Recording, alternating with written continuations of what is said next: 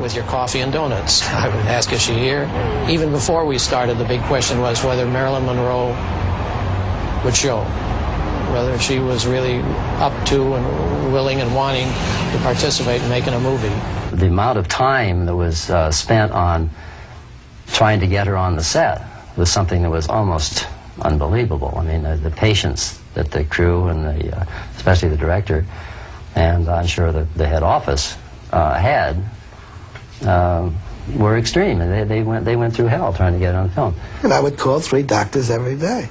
One was her nose man and eye man, because she had sinusitis, and she was afraid of all of that, and I told you. And then she had an internist, and then, of course, her analyst. I mean, she had enormous problems that came with the territory.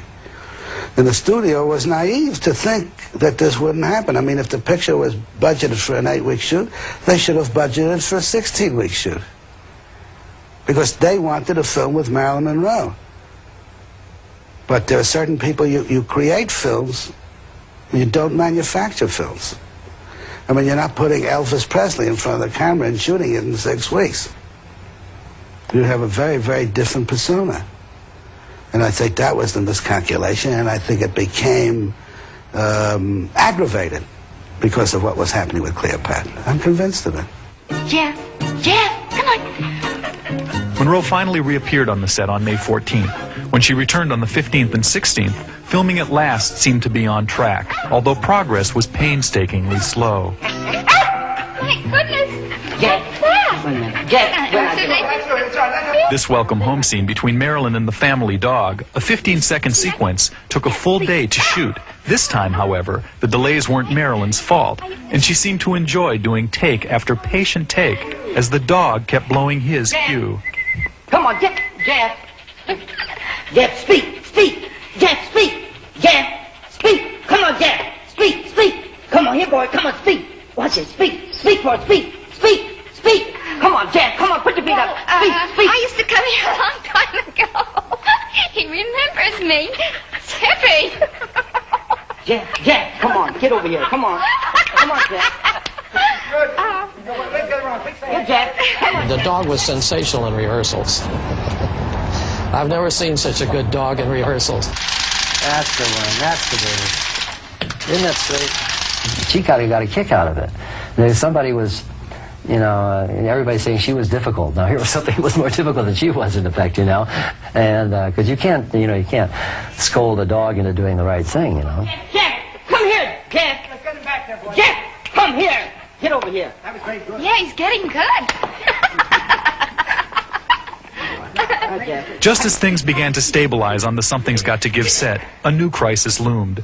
On Thursday, May 17th, 4 days after Monroe had returned to work, a helicopter carrying Peter Lawford landed on the Fox lot and whisked Marilyn away just before the noon break. That afternoon, she flew to New York to perform at a lavish birthday party in Madison Square Garden for President John F. Kennedy. Monroe had been asked to sing Happy Birthday to the President. Mr. President, the late Marilyn Monroe.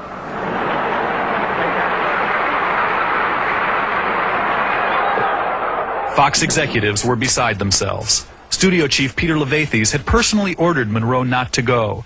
Q-Corps pleaded with her and again shut down the set the minute she left.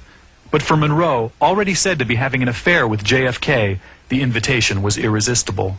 I mean, my God, here's a girl who really came from the streets, who had a mother who was not all there, a father who had disappeared, who was deeply disturbed, was now going to Madison Square Garden in a dress that she had to be sewn into, literally sewn into, to sing Happy Birthday to the President, and to that president.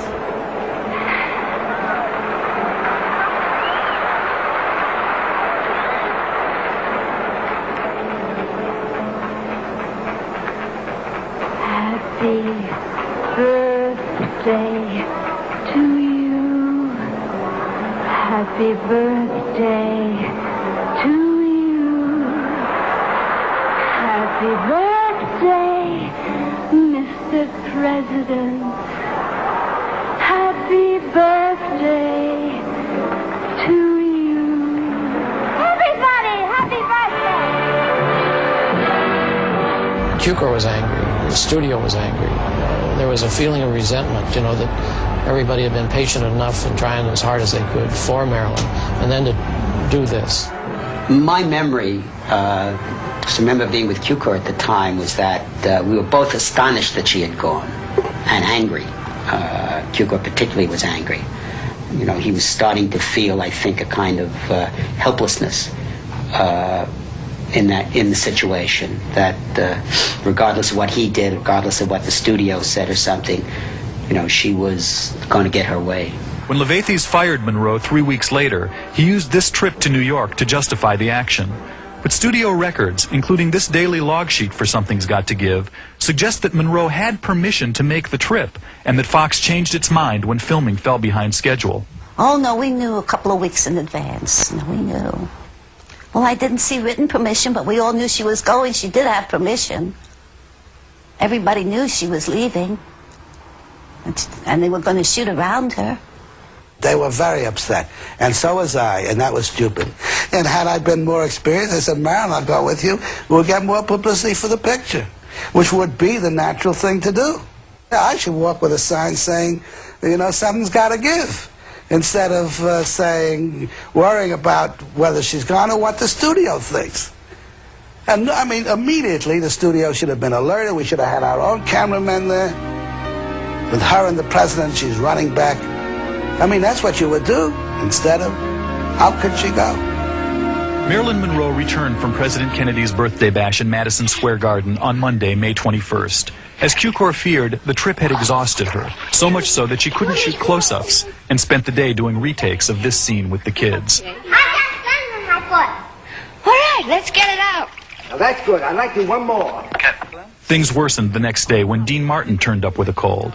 Monroe, still trying to shake her virus, refused to work with him, despite assurances from studio doctors that he wasn't contagious. Cukor could do little but spin his wheels. The day was spent reshooting earlier scenes. As tensions heightened on the set, Monroe's insecurity and paranoia likewise rose. She had a blonde extra removed, simply because she was blonde, and she called Weinstein one night with a bizarre complaint. Sid Charisse, Monroe said, was patting her breasts. Man, how do you know I haven't seen you on the set in days? And I said, furthermore, we're shooting her in a negligee. How do you pad the breast? She said, you're naive. You do it from underneath the breast with tape. I said, oh, that's interesting. I didn't know that. I said, but if you think that I'm going to tell Monsieur Charisse that her breasts are too big, you're mistaken. She said, okay, then I'm going to pad mine. I said, those lovely breasts you're not going to pad. It would be criminal. She said, no, I'm going to pad them. You're going to have to redo all my costumes.